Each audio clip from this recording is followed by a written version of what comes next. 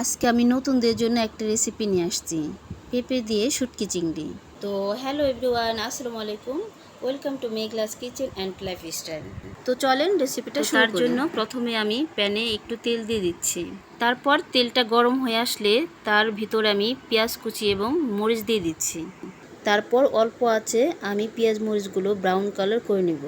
তারপর পেঁয়াজগুলো brown colour হয়ে আসলে এর ভিতর 1 চামচ হলুদের গুঁড়া, ধনিয়ার গুঁড়া এবং স্বাদ মতো লবণ দিয়ে দিলাম।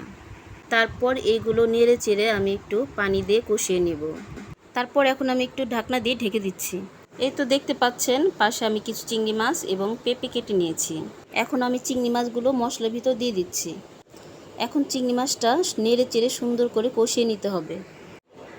তো আরেকটা কথা, কেউ আবার আমার এই পাতিলের দিকে নজর দেন না, কারণ হচ্ছে আমার এই পাতিলের বয়স 20 বছর। তো তারপর আমি পেঁপেগুলো এর ভিতর ঢেলে দিচ্ছি। তো কিছুক্ষণ পর পর ঢাকনাটা খুলে আমাদেরকে নেড়ে দিতে হবে। তারপর পেঁপেটা সিদ্ধ হওয়ার জন্য আমি এখানে অল্প পরিমাণ পানি দিয়ে দিলাম। আমার রান্না প্রায় শেষ। এই তো দেখেন কত সুন্দর কালার চলে আসছে। এই তো দেখেন এত সহজেই পেঁপে দিয়ে শুটকি চিংড়ি এভাবেই আপনারা রান্না করতে পারবেন। যারা শুটকি মাছ খেতে পছন্দ করেন, আশা করি তাদের কাছে অনেক ভালো লাগবে, ট্রাই করে দেখবেন। আজকের মতো এ পর্যন্তই। সবাই ভালো থাকবেন। আল্লাহ হাফেজ।